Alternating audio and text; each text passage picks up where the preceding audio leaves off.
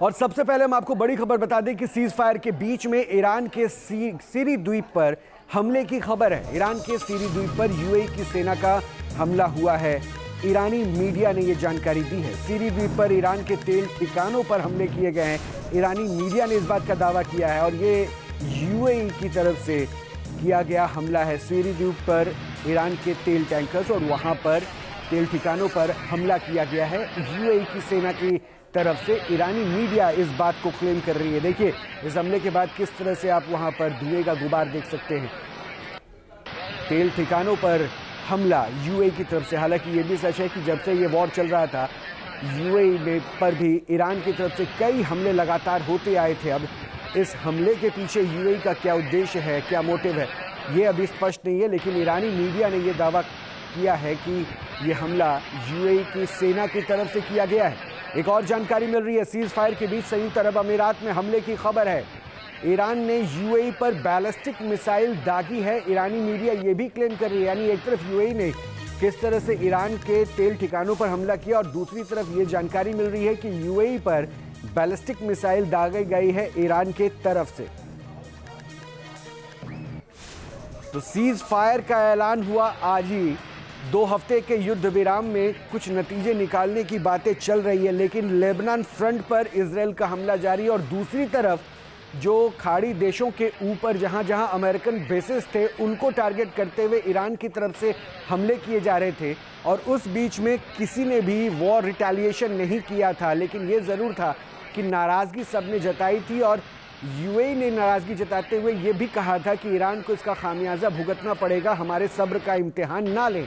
और अब जब सीज़ फायर का ऐलान हुआ है तो सीज़ फायर के ऐलान के बीच में 2 जानकारी जो ईरानी मीडिया की तरफ से आ रही है, वो दोनों जानकारी ये बता रही है कि आपस में खाड़ी देशों के बीच जो तनाव था वो अब चरम पर पहुंच चुका है, क्योंकि यूएई ने ईरान के तेल ठिकानों पर हमला किया है। वहाँ पर हमले के बाद जो तस्वीर है आप वो देख लीजिए कि किस तरह से धुएँ का गुबार और लगातार वहाँ पर उठता दिख रहा है। और दूसरी तरफ ये जानकारी मिली है कि यूएई पर ईरान की तरफ से भी बैलिस्टिक मिसाइल दागी गई है। यानी ये वॉर यूएई और ईरान की तरफ होता हुआ अभी नज़र आ रहा है। हालांकि अभी भी इस पर पुख्ता अपडेट आना ज़रूरी है। ये दावा ईरानी मीडिया की तरफ से किया गया है कि यूएई की तरफ से मिसाइल दागी गई और दूसरी तरफ यूएई पर भी बैलिस्टिक मिसाइल ईरान की तरफ से दागी गई है। इस बीच एक और जानकारी है, सीज फायर के बीच संयुक्त अरब अमीरात में भी हमले की खबर है। ईरान ने यूएई पर बैलिस्टिक मिसाइल दागी है, जिस बात को हम बार बार आपको बता रहे हैं। ईरान के मेहर न्यूज़ एजेंसी के हवाले से यह खबर आ रही है कि ईरान की लावन रिफाइनरी में कई धमाके हुए हैं। ईरान की लावन रिफाइनरी में कई धमाकों की खबर मिल रही है। सीज फायर के बाद ये बहुत बड़ा धमाका है। धमाके की वजह फिलहाल साफ नहीं है। यानी एक तरफ सीज फायर, ईरान पर इजराइल और अमेरिका की तरफ से हमला नहीं होगा, ये बात 2 हफ्तों की वार्ता के लिए ये समय मुकर्रर किया गया है। दूसरी तरफ एक फ्रंट और खुलता नजर आ रहा है जिसमें ईरान में लगातार धमाके की जानकारी मिल रही है। यूएई अब फ्रंट फेस पे नजर आ रहा है। यूएस और ईरान में युद्ध विराम की घोषणा से पहले इस्फहान में बड़ा हमला हुआ है। इस्फहान के जरीन शहर पर हमले का वीडियो भी सामने आया है। इस्फहान में यूएस इजराइल ने हमला किया है और आईआरजीसी के सैन्य ठिकानों पर यह हमला किया गया है। हमले के बाद आईआरजीसी के ठिकानों पर जोरदार धमाका हुआ है। यानी युद्ध विराम का, सीज फायर की घोषणा होने से पहले ही इस्फहान में जोरदार धमाके का एक वीडियो सामने आया। एक और जानकारी मिल रही है कि सीज फायर के पहले दिन ही मिसाइल से हमला हुआ है। सीज फायर के ऐलान के बाद इजराइल पर ईरान ने हमला किया। ईरान का हमला हुआ है इजराइल पर ईरान ने मिसाइल से हमला किया है। कुवैत पर सुबह 8 बजे ईरान ने 2 दर्जन से ज़्यादा ड्रोन लॉन्च किए हैं। सीज फायर की घोषणा होने के बाद ये घटनाक्रम है। और यूएई पर अभी ईरान का मिसाइल हमला हुआ है। ईरान के लावन आइलैंड पर तेल इंफ्रास्ट्रक्चर पर हमला हुआ है। ईरान के सीरी आइलैंड पर भी जोरदार हमला हुआ है। यानी बेशक सीज फायर की घोषणा कर दी गई हो, लेकिन एक के बाद एक हमले की जानकारी मिल रही है। राहुल से और अपडेट लेते हैं। राहुल, इजराइल में लगातार बने हुए वॉर जोन से हर खबर, हर तस्वीर पहुंचा रहे हैं। राहुल, एक तरफ सीज फायर और दूसरी तरफ ऐसी खबरें, इजराइल में माहौल कैसा है अभी? देखिए, अगर इजराइल के माहौल की बात करें तो यहाँ लगभग 7 घंटे से कोई अलार्म नहीं बजा और यही वजह है कि बड़ी संख्या में जो युवा है वो अपने पैक्स के साथ पहुंचे हैं, क्योंकि इससे पहले हमने देखा था कि जिस तरीके के हालात थे। और उसके अलावा अगर बच्चों की बात करें तो बच्चे भी यहाँ पर आए हैं और बच्चों ने भी वो भी ममात में मौजूद थे, यानी बम शेल्टर में मौजूद थे, और उन्होंने भी लंबे समय से सूरज की रोशनी नहीं देखी थी। तो यहाँ पर जो सूरत हाल है वो काफी हद तक सुरक्षित जैसे नजर आ रहे हैं। मेरे पीछे लोगों को देख सकते हैं जो अपने नवजात बच्चों के साथ निकल रहे हैं, लेकिन जिस तरीके से लोगों से मेरी बात हुई उनका कहना है कि वो युद्ध विराम से खुश नहीं है। वो चाहते थे कि एक पूरा हल होना चाहिए, क्योंकि लगभग 7 अक्टूबर 2023 से लेकर के और आज यानी 8 अप्रैल 2026 3 साल से वो लगातार युद्ध में है, और यही वजह से वो चाहते थे कि शांति परमानेंट हो। लेकिन पता नहीं जैसा कुछ नजर नहीं आ रहा। जैसे आपने यूएई का जिक्र किया, Qatar, Kuwait, Oman, Saudi Arabia, इन सबको ये नजर आने लग गया है कि अगर वेस्ट एशिया में कोई एक मिडिल पावर के तौर पर निकल आ रहा है, कोई एक अपनी ताकत को, अपनी क्षमताओं को स्टेट ऑफ हॉर्मोन्स के जरिए 40 दिन की जंग के बाद भी जताता हुआ नजर आ रहा है, तो वो ईरान है।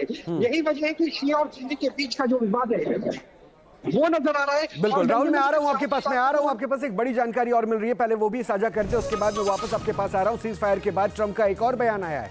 ट्रंप का ये बयान सीज फायर के बाद आया है कि ईरान के साथ युद्ध विराम की बातचीत अच्छी है, बातचीत नाकाम रही तो अमेरिका जंग में फिर लौट आएगा, हम बहुत आसानी से फिर वहीं लौट जाएंगे, ये भी ट्रंप कह रहे हैं। यानी एक तरफ तो ये बातें हो रही है कि सीज फायर हुआ है, युद्ध विराम अच्छा है, बातचीत के मेज पे एक बार फिर से बैठेंगे, वार्ता करके हो सकता है निष्कर्ष निकाला जाए, रास्ता निकाला जाए। और दूसरी तरफ ट्रंप ये भी जता रहे हैं कि आप अगर वार्ता में हमसे एग्री नहीं होते हैं तो हम वापस वॉर जोन में लौटेंगे और उसी तरह से वापस हम एग्रेसिवली अटैक करेंगे। हालांकि ये भी मानना होगा कि ईरान भी उतना ही एग्रेसिव रहा है और ईरान कहीं भी बैकफुट पर नजर नहीं आया है इस 1 महीने से ज़्यादा के इस पूरे कड़ी में। राहुल बने रहिएगा, एक और जानकारी मिल रही है।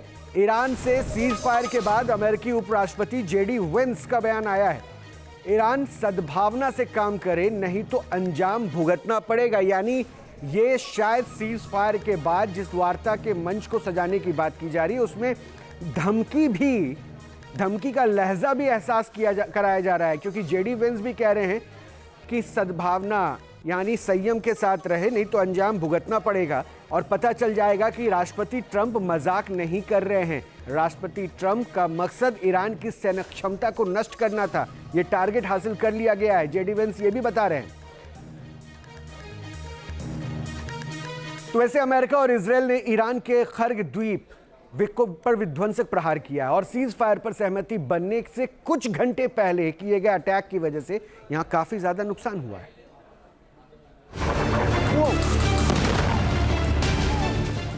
सीज फायर से पहले अमेरिका और इजराइल ने ईरान को दहलाया। अल्टीमेटम की मियाद खत्म होने से पहले ही कर दिए विनाशकारी हमले।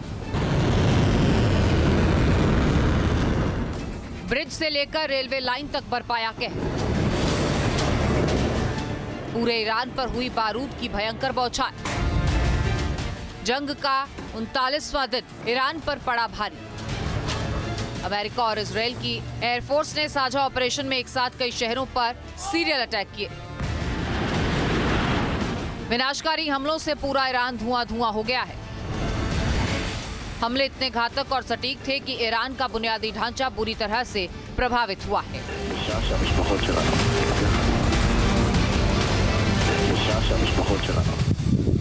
सीजफायर के ऐलान के कुछ ही घंटे पहले ईरान के दक्षिण में मौजूद खर्ग द्वीप को निशाना बनाया गया और धमाकों से दहला। कई जगह आग की लपटें उठी और धुआं देखा गया। इस हमले में 38 से ज्यादा धमाके सुने गए और द्वीप की जेटी को नष्ट कर दिया गया। अमेरिका का दावा है कि निशाना सिर्फ द्वीप पर मौजूद ईरानी सैन्य ठिकानों को बनाया गया। हमले बेहद कम वक्त में किए गए और ये सब तब हुआ जब ईरान की पूरी सभ्यता को खत्म करने की ट्रंप ने धमकी दी थी और कहा था कि तमाम एनर्जी सेक्टर्स को निशाना बनाया जाएगा। ये अल्टीमेटम रात 8 बजे के बाद हमला करने का था, लेकिन उससे पहले ही अमेरिकी फोर्स ने खर्ग द्वीप पर हमले करके अपनी आक्रामकता दिखा दी। ये ईरान का सबसे प्रमुख कच्चा तेल निर्यात टर्मिनल है। यहाँ से ईरान का 90% ऑयल एक्सपोर्ट होता है और इसी वजह से ईरान के तेल क्षेत्र में खर्ग द्वीप का बहुत महत्व है। ऐसे में यहाँ किए गए हमले अमेरिका की सोची समझी रणनीति का हिस्सा थे ताकि तेल निर्यात प्रभावित किया जा सके। जंग की शुरुआत के बाद से ही खर्ग द्वीप को लेकर तनाव जारी था। यहाँ तक दावा हुआ कि अमेरिका इस द्वीप पर कब्जा करना चाहता है। ग्राउंड ऑपरेशन इसके लिए चलाए जाने की चर्चा थी और इसे लेकर कई बयान भी आए। बड़ी तादाद में जवान भी भेजे गए। ग्राउंड ऑपरेशन तो नहीं हुआ, पर सीज फायर से पहले विनाशकारी हमले जरूर हुए। ईरान के बुशर प्रांत से करीब 25 किलोमीटर दूर फारस की खाड़ी के नॉर्थ ईस्ट के कोने में बसा ये द्वीप, अगर आप ईरान के मैप को गौर से देखेंगे तो द्वीप ईरान की मुख्य भूमि के ठीक बगल में एक प्रहरी की तरह खड़ा दिखाई देता है। आकार में काफी छोटा लेकिन असर में बहुत बड़ा। करीब 8 किलोमीटर लंबा और 5 किलोमीटर चौड़ा ये द्वीप क्षेत्रफल महज 20 से 25 किलोमीटर का है। ये भले ही छोटा हो, लेकिन इसकी भौगोलिक स्थिति की वजह से ये दुनिया का सबसे बड़ा क्रूड ऑयल टर्मिनल है। इस छोटे से द्वीप पर पूरी दुनिया की सबसे बड़ी तेल मशीनरी चलती है। फॉरबिडन आइलैंड इसे ईरान कहता है, जहां सुरक्षा ऐसी है कि परिंदा भी पर नहीं मार सकता और ये पूरी तरह से IRGC के कंट्रोल में है। विशाल तेल terminal, pipeline network, storage facility, port और मिलिट्री बेस यहाँ पर तैनात है। सवाल ये है कि इतना छोटा द्वीप और ईरान की लाइफलाइन कैसे? इस तरह ईरान की इकोनॉमी को ये कैसे संभाले हुए है और इस पर मौजूद तेल इंफ्रास्ट्रक्चर के बारे में भी जानना बेहद जरूरी हो जाता है। इस 20 स्क्वायर किलोमीटर के द्वीप पर बड़े बड़े तेल स्टोरेज टैंक हैं, जिनकी संख्या 55 से ज्यादा है। स्टोरेज टैंक्स में कुल क्षमता 30 मिलियन बैरल यानी 3 करोड़ बैरल की है। द्वीप के पूर्वी तट पर टी शेप जेटी है, जो सबसे अहम तेल लोडिंग इंफ्रास्ट्रक्चर है। पश्चिम में सी आइलैंड टर्मिनल है, जहां 10 सुपर टैंक एक साथ लोड हो सकते हैं। इस द्वीप पर लोडिंग क्षमता 70 लाख बैरल प्रतिदिन है। इस द्वीप पर ईरान की कंपनियां ही काम करती हैं। इनमें फलात ईरान ऑयल कंपनी और खर्ग के केमिकल कॉम्प्लेक्स शामिल हैं। तेल के अलावा यहाँ फर्टिलाइजर और LNG भी मिलती है। गहरे पानी होने की वजह से टैंकर आसानी से यहाँ आ सकते हैं, जबकि ईरान का बाकी तट उथला है। इस द्वीप पर फैली पाइपलाइन ईरान के बड़े ऑयल फील्ड्स से पहुंचती है, जिसमें एवाज ऑयल फील्ड, मारून ऑयल फील्ड, गजसारान ऑयल फील्ड शामिल है। ईरान की इकोनॉमी के लिहाज से खर्ग द्वीप हर लिहाज से अहम है, इसीलिए अमेरिका के टारगेट पर रहा है। फिलहाल सीज फायर पर सहमति जरूर बनी है, पर खर्ग द्वीप को लेकर खतरा टला नहीं है और शायद इसे लेकर कुछ भी कहना अभी जल्दबाजी होगी। Team news nation. अब से DD फ्री डिश की चैनल नंबर 57 पर देखिए न्यूज़ नेशन।